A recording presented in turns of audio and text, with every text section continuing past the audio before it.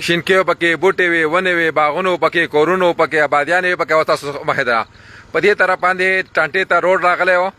کله کله به مونږ نیمې پورې رالو بایکونو مو راوستېدو ګاډی پیم چلېدو هغه روډ اوس مکمل طور وړی دی صرف کمران دي او شګې دي او ګټې دي دا تر حالات ناممکنه ده مونږ لکه فاصلو دا کلاوډ بس دي تاسو نه زموږ اوس هغې د پاسه غر ته راختلي او د لاندې پاتې شوي دغه مقامات دي کوم ځای کې چې کلاوډ بس شوي وو بدقسمتي دا ده یو خو سیلاب دا د سیلاب هغه منبع ده دې ځای کې نه سیلاب شروع شوی دلته تندرونه تاو شوي دې ځای کې نه اوبه شروع شوي کله تللي دي دا که ته وګورې قدر نه ګردې بیا زموږ مخامخ ښکاري دا زموږ پاچا کلی پیر بابا بټۍ کلی دی نو اصل ځای کې د سیلاب نه متاثر دا ټانټه وه بدقسمتي به ورته ووایو بدقسمتي به ورته ووایو چې لارې ته مکمل بند دي دا طرف نه 4 ګنټو لا نه څوک والی شي طرف نه په بل طرف باندې کومه د روډ راغلی و نو هغه مو په بایک را روان و نو په 2 ګنټې کې هم نیمه لار نه ده والې ولې چې کمران پراته دي لارې مکمل طور خرابې پرتې دي نو دا خلکو انتهایي زیاته د امدادونو نه محرومه پاتې شوي دي چې کومه دی حق و کوم امدادونه راغلي دي او وجه داسته معلومه تاسو وینئ دا اوس موږ د غر د پاسه ولاړ یو لاندې دغه ته وګورئ دې کمران ته وګورئ دې حالات ته وګورئ نو په دې کې ټانټې ته رسېدل انتهایي زیات او مشکل دي نو درخواست مې ټوله مخکې مې داود درخواست دی د خدای دپاره راویښ شئ او خاص طور فلاحي تنظیمونه چې هغه ویوالې زموږ سره چا وي 15 سویټرې مې راوست چا وي 20 مې راوستې هغه سویټرې دې ټانټې روډ ته راولی انتهایي زیات او خراب پروت دی دا تقریبا دا کورونه دې مو رسېدو ول انشاءالله په شپږ اته منټه کې به انشاءالله موږ په ټانټه کې یو تا ته موږ ټانټې سره ته خالو وهیو او ملګري مې دي وروڼه مې ټانټې مشران دې 3 پیره په جرګه کول ته راوستې دا 3 پیرې سپینګیري به راوړو او چې دنیا خلک پر راځي خو ور باچا کو ترانه موږ بستانه خپه یو ته راځي مې ویډیو وکړ تصویران راولېږئ زه به په خبرې وکړم زه به دغه کم ما چې نه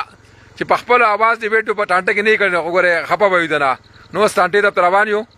د خپل ورونو خال تاسو ته بیا ښیم چې په کوم حالات کې ژوند کوي خو ادارو ته مې درخواست دی د خدای دپاره پیر بازار الحمدلله کلیر شوی دی بېشونه سیټه ډوګاډه سیټه الحمدلله ټول کلیر دي چې غزو سیټ هم ډېر ګزاره کړې ده اوس محرومه پاتې شوې ده زموږ ټانټه علاقه ده مکمل طور محرومه پاتې شوې ده مکمل طور نو ته چارونو صحیح کو خبر شوی یم زموږ چې کومه ناظم صاحب دی سلطانه سابقه امیدوار صوبایي افسر خانو هغه سویټر لګېدلی دی بل هغه لګیا دی روډ صفا کې خو دا د یو سویټر کار نه دی دا خو 12 کیلومتر روډ دی ټول د کمران ډک پروت دی نو دا د یو سویټر کار نه دی ادارې د لږ راویښې شي د خپل عوام ته کم سے کم د رسایي برقرار کړي امداد کو نه وړی یو ما وړی څه خبره نه پیر باور په امدادونه راوړي خلکو خوړلی دی خلکو رسېدلی شکر الحمدلله زیات پکې مستحقین ته رسېدلی دي امداد مه راوړی او کم سے کم دی ته چې کم د رسایي د روډونو دي کم لارې دا به حال کوي چې دی کم بیماران شي یا نور الله دې نه کړي الله دې ایمرجنسي شي چې دی زموږ نه کټ نه یو زموږ سره په رابطه کې یو دا یو درخواست مې دی چې پوری طور باندې په دې روډونو باندې په دې لارو باندې کار شروع کړي کچې په حال هغه چې دی د رسایي شروع شي بازارونو ته په دې ټانټه کې دی زیات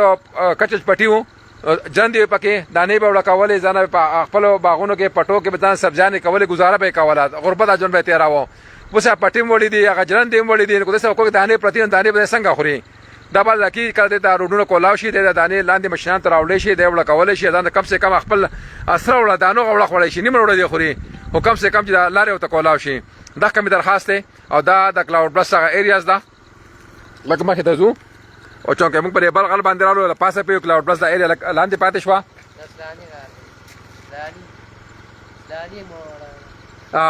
نو دا دغه دی او ان شاء الله تعالی یو شپږ اته منټه پس په ټانټې ته ورسو بیا ټانټې سره ته خلک انتهایی دشوارګزار لاره ده موږ جو عمر پر غربت کې تیر کړی پر غرونو باندې ګرځېدو نو لږ ډېر عادت یو موږ د پاتونه ګران ده عام سړي لپاره ګرانه ده خاص طور چې کومه فلاحي تنظیمونه دي الحمدلله هغې سره ینګسټر نوجوانان ډېر زیات دي نو که نوجوانان داسې کولی شي